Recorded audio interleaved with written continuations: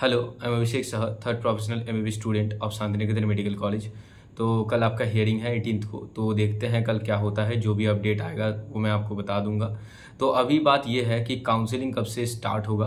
तो देखो, I think कि जो काउंसलिंग है वो कुछ दिनों में ही आपका जो है स्टार्ट हो जाएगा। एमसीसी के साइट में आपको जो नोटिस है वो मिल जाएगा काउंसलिंग स्टार्ट होने का। अभी तक कोई नोटिस नहीं आया है एमसीसी के साइट में। तो जैसे कि उन्होंने कहा था कि 3rd वीक ऑफ जुलाई से काउंसलिंग स्टार्ट हो सकता है। तो अब जो है आई थिंक काउंसलिंग जो है आपका स्टार्ट हो जाएगा, बहुत ही जल्दी स्टार्ट हो जाएगा, ठीक है। क्योंकि बहुत दिन हो चुका है एग्ज़ाम के बाद एंड रिजल्ट के बाद। तो अभी जो है काउंसलिंग स्टार्ट होना मतलब हो जाना चाहिए, ठीक है। तो काउंसलिंग स्टार्ट हो जाएगा आपका। तो काउंसलिंग का जब भी कोई अपडेट आएगा मैं इस चैनल में दे दूंगा, तो आप चैनल को सब्सक्राइब कर लेना, ठीक है। तो मैं अभी ये बताना चाहता हूँ आपको कि जो काउंसलिंग जो स्टार्ट होगा, तो काउंसलिंग स्टार्ट होने के पहले अभी आपको क्या क्या करना है। अभी आपको क्या करना है, आपको डॉक्यूमेंट्स बना के रखना है। जो भी डॉक्यूमेंट्स हैं, जैसे कि आप अगर एमसीसी का काउंसलिंग करवाने चाहते हो या फिर WBMCC मतलब वेस्ट बंगाल का काउंसलिंग अगर आप करवाना चाहते हो, या फिर आप किसी भी स्टेट से बिलोंग करते हो, उस स्टेट में जो भी साइट के थ्रू काउंसलिंग होता है उस साइट के थ्रू आप काउंसलिंग करवाना चाहते हो, तो आपको कौन कौन से डॉक्यूमेंट अभी से रेडी रखना है ये आपको पता होना चाहिए। एंड उन डॉक्यूमेंट्स के लिए आपको अभी से जाना चाहिए। जैसे कि देखो, कुछ डॉक्यूमेंट्स ऐसे होते हैं, जैसे मैं अगर वेस्ट बंगाल के लिए ही कहूँ तो वेस्ट बंगाल में कुछ डॉक्यूमेंट्स ऐसे होते हैं, जैसे कि जो सर्टिफिकेट है, gap certificate and then migration certificate and then जो और भी कुछ सर्टिफिकेट्स है, ठीक है। तो ये सब आप पहले से बना के रख सकते हो। जैसे कि देखो, अगर आप कोई भी कास्ट से बिलोंग करते हो, जैसे OBC हो गया, EWS हो गया, तो आपको वो रिन्यूअल करना पड़ता है। वो जो है वो अगर ज़्यादा दिन पहले का होगा ना, वो आपका एप्लीकेबल नहीं होगा, ठीक है। वो हो सकता है कि अप्रैल जो महीना था, अप्रैल महीना के बाद वो आपका होना चाहिए। मतलब कि जो रिन्यूअल OBC जो आप न्यू बनाने जाते हो NCL, तो वो ज़्यादा दिन पहले का अगर होगा तो एप्लीकेबल नहीं होगा, ठीक है। ये भी आपको ध्यान देना है।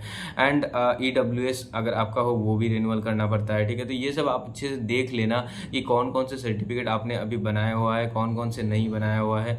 और सबसे इम्पॉर्टेंट है यहाँ पर कि कॉलेज। देखो, आपके मार्क्स पे आपको कौन सा कोर्स मिल रहा है ये आपको पता होना चाहिए कि हाँ, मेरे मार्क्स में मुझे MBBS मिल रहा है या फिर BDS मिल रहा है या फिर BAMS मिल रहा है, BHMS मिल रहा है। कौन सा कोर्स आपको मिल रहा है ना, ये आपको पता होना चाहिए, क्योंकि उसके अकॉर्डिंग ही आपको काउंसलिंग में पार्टिसिपेट करना होगा। जैसे कि आपको पता ही होगा, WBMCC के साइट में अगर आप जाते हो तो वहाँ पर आपका जो है तो MBBS BDS का काउंसलिंग, ठीक है। एंड उसके साथ आयुष के काउंसलिंग में अगर आप जाते हो तो BAMS BHMS का काउंसलिंग हो जाएगा।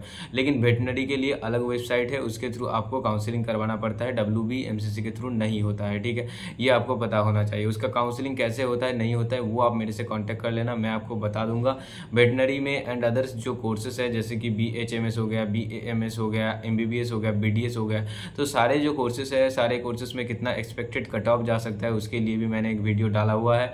एंड देखो मैं ऐसा नहीं कि वीडियो ऐसे वैसे डाल देता हूँ, ठीक है। मैं सोच कर ही आपको बताता हूँ कि हाँ, वीडियो ऐसे डालता हूँ कि हाँ सच में इतना कट ऑफ जा सकता है। ऐसा नहीं कि हाँ मुझे लग रहा है कि इतना कट ऑफ जाएगा और मैंने डाल दिया, कुछ भी डाल दिया, ठीक है। ऐसा नहीं करता मैं सोचकर, आपके बारे में सोचकर, आपके फायदे के बारे में सोचकर ही वीडियो बनाता हूँ कि आपको फायदा हो, ठीक है। ये आप दिमाग में रखना। तो ऐसा देखो, कुछ तो देखो, मैं अगर कहूँ कि 630 कट ऑफ जाएगा, अगर कोई कहे कि 635 जाएगा, कोई कहे 625 जाएगा, तो ये जो -5 to +5 का एक रेंज है ना, तो ये हो सकता है कि हाँ 625 भी कट ऑफ जा सकता है, 635 भी जा सकता है, जिसका चांस बहुत ही कम है, ठीक है। तो आप मान के चलो 625 से 630 के अंदर ही जनरल कैटेगरी का कट ऑफ जो है इस साल रहने वाला है वेस्ट बंगाल में, ठीक है। अब देखो, बहुत सारे जो स्टूडेंट हो एंड पेरेंट्स हो, तो वो लोग मुझे ये पूछ रहे हैं कि मेरा जो रैंक है वो 37,000 40,000 है, तो मैं क्या ऑल इंडिया के थ्रू काउंसलिंग करवाऊँ। तो नहीं, आपको ऑल इंडिया के थ्रू काउंसलिंग नहीं करवाना है, आप सिर्फ स्टेट के थ्रू जाओ, स्टेट का काउंसलिंग करवाओ, ठीक है। स्टेट के काउंसलिंग में आपको कॉलेज मिल जाएगा, ओके। तो अभी देखो, जो डॉक्यूमेंट्स है उसके बारे में मैंने बता दिया, कौन कौन से डॉक्यूमेंट आपको बनाने हैं। अभी बहुत सारे जो कैंडिडेट्स हैं वो उनके मार्क्स अभी कम आ रहे हैं एंड जो मतलब सोच रहे थे कि हाँ हाँ जब रिजल्ट नहीं आया था कि उनका जो 610, 615, 620 मार्क्स में उनको कॉलेज मिल जाएगा, तो उनको इस बार गवर्नमेंट कॉलेज आई थिंक कि नहीं मिलेगा। तो उन लोगों को अभी BDS के बारे में सोचना चाहिए या फिर प्राइवेट कॉलेज में जो स्टेट कोटा है उसके बारे में सोचना चाहिए। अब देखो मैं एक चीज़ आपको सिंपल से बता दूं, देखो काउंसलिंग जो करवाना है आपको वो लास्ट राउंड तक आपको काउंसलिंग करवाना होगा। ऐसा नहीं कि आप जो है तो फर्स्ट राउंड में काउंसलिंग करवाए एंड उसके बाद आपको कॉलेज नहीं मिला एंड उसके बाद राउंड 2 में आपने काउंसलिंग करवाया उसके बाद में कॉलेज नहीं मिला तो आपने छोड़ दिया। बहुत सारे जो स्टूडेंट्स कैंडिडेट्स होते पेरेंट्स होते हैं वो राउंड 2 तक जाते हैं उसके बाद छोड़ देते हैं, उसके बाद काउंसलिंग ही नहीं करवाते, ठीक है। लेकिन नहीं, आपको लास्ट राउंड तक मोहब एंड स्टे राउंड तक आपको जाना पड़ेगा अगर आपको हाँ हो सकता है कॉलेज मिल जाए, ओके। ऐसा नहीं कि कॉलेज नहीं मिलता, बहुत सारे स्टूडेंट को स्टे राउंड तक भी कॉलेज मिलता है क्योंकि कुछ कुछ सीटें तो बाकी मतलब बच के रह जाते हैं ना, वो सीट जो है तो वो तो अलॉट हो जाता है लास्ट राउंड में। तो प्राइवेट कॉलेजेस के लिए देखो नए बहुत सारे प्राइवेट कॉलेजेस ओपन हो रहे हैं, तो उनके जो स्टेट कोटा है उनके थ्रू आप एडमिशन ले सकते हो अगर आपका मार्क्स कम है।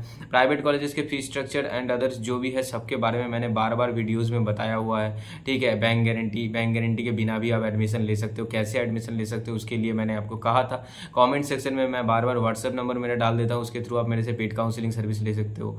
ओनली एट 499 मैं अप टू कॉलेज एडमिशन आपको गाइड कर दूंगा। देखो काउंसलिंग इतना भी ईजी प्रोसेस नहीं है कि आप खुद से करवाने जाओ, ठीक है। आपका अगर एक्सपीरियंस रहता है काउंसलिंग के बारे में, आपने पहले काउंसलिंग करवाया हुआ है या फिर आपने इसके बारे में थोड़ा रिसर्च किया हुआ है, उसके बाद ही आप काउंसलिंग में खुद से पार्टिसिपेट करने जाना।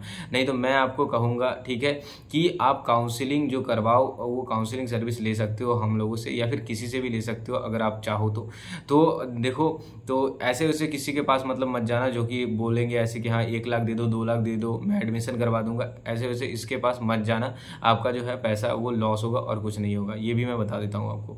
तो अगर आपका एक्सपीरियंस नहीं है तो काउंसलिंग सर्विस ले लो। इससे क्या होगा कि राउंड 1 में कैसे क्या करना है, राउंड 2 में कैसे क्या करना है, मॉकअप राउंड में कैसे क्या करना है, स्टे वैकेंसी राउंड में कैसे क्या करना है। देखो बहुत सारे राउंड होते हैं एंड सभी राउंड में थोड़ा थोड़ा टाइम देके सब कुछ आता है। जैसे रजिस्ट्रेशन होता है, उसके बाद चॉइस फिलिंग होता है, उसके बाद डॉक्यूमेंट वेरिफिकेशन होता है, उसके बाद सीट मैट्रिक्स आता है, स्टेट मेरिट लिस्ट आता है, उसके बाद अलॉटमेंट होता है, उसके बाद एडमिशन होता है। तो सारे राउंड में ऐसे जो है ना प्रोसेस होता रहेगा। अब देखो फर्स्ट राउंड में आपको कॉलेज मिला तो आपको अपग्रेडेशन के लिए जाना है सेकंड राउंड में। सेकंड राउंड में अगर कॉलेज मिल जाता है तो आपको आप मॉकअप राउंड में पार्टिसिपेट नहीं कर पाएंगे, ये भी आपको जानना चाहिए। ऐसा नहीं कि आपने मतलब ऐसा हुआ कि आपने सोचा कि मुझे तो प्राइवेट कॉलेज नहीं चाहिए, लेकिन आपने सेकंड राउंड में प्राइवेट कॉलेज दे दिया और आपको प्राइवेट कॉलेज मिल गया तो आप फर्दर मॉकअप राउंड में तो पार्टिसिपेट ही नहीं कर पाएंगे, ठीक है ना। कॉलेज अगर अलॉट हो जाता है तो मॉकअप राउंड में आप पार्टिसिपेट नहीं कर पाओगे। आपको अगर कॉलेज नहीं अलॉट होता है तो ही आप जो है तो पार्टिसिपेट कर पाओगे फर्दर राउंड्स जो है उसमें, ठीक है। एंड अपग्रेडेशन तो नहीं होता, ये तो आपको पता ही होगा।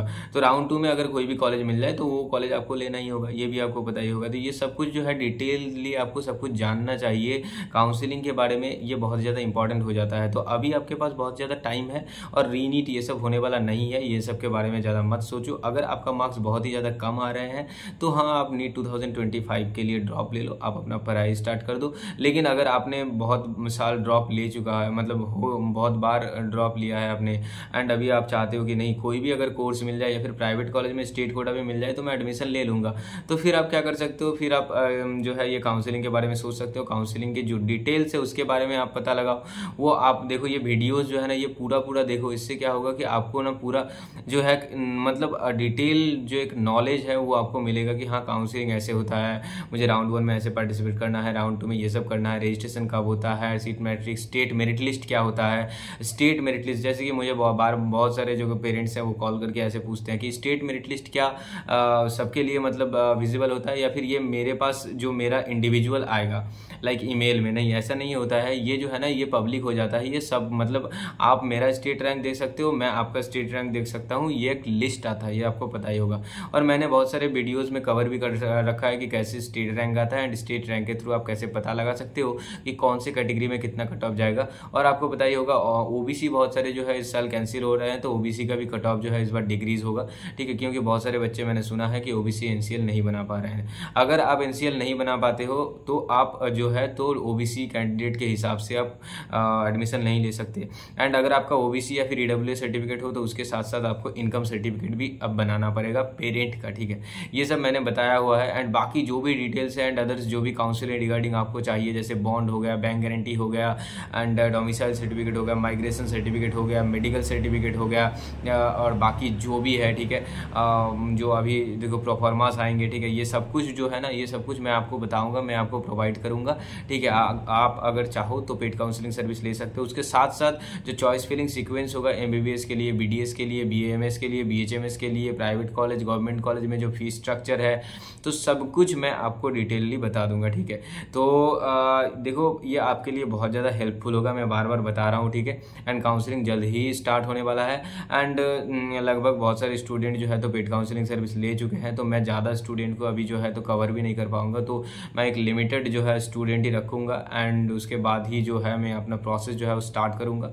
एंड अभी जो है तो बहुत सारे स्टूडेंट जो लिए हुए हैं तो वो उन लोगों को तो फ़ायदा मिल ही रहा है, वो लोग मैसेज कॉल कर रहे हैं मुझे, जो भी उनका पसंद है वो, मतलब जो भी उनको डाउट आ रहा है वो पूछ रहे हैं मेरे को एंड मैं वो जो है तो उनको बता भी रहा हूँ, ठीक है। तो ये भी एक प्रॉफिट उन लोगों को मिल रहा है, उन लोगों ने बहुत दिन पहले से ले लिया है और अभी जो है वो लोग ये जो है तो मतलब कर रहे हैं, ठीक है। मेरे पास जो है तो वो डाउट एंड जो भी है तो वो क्लियर कर रहे हैं। तो आप अगर चाहो तो अभी से ले सकते हो, ठीक है। ऐसा नहीं कि काउंसलिंग स्टार्ट होने के बाद ही आपको ये लेना है, जितना जल्दी लोगे उतना जल्दी आपको गाइडेंस मिलेगा एंड देन आप अपना मेरे गाइड में क्या कर पाओगे, काउंसलिंग ईजिली कर पाओगे, ठीक है। तो बाकी अगर कुछ भी क्वेरीज हो तो कमेंट सेक्शन में डाल सकते हो एंड डिस्क्रिप्शन बॉक्स में मैं लिंक दे दूँगा, उसके थ्रू आप इजीली ज्वाइन हो सकते हो टेलीग्राम चैनल या फिर इंस्टाग्राम जो है वहाँ पर भी मैसेज कर सकते हो, ठीक है। तो बाकी जो भी अपडेट आएगा चैनल में दे दूँगा मैं, ठीक है। चैनल को आप सब्सक्राइब जरूर कर लेना, बाकी फिर मिलते हैं, ओके बाय।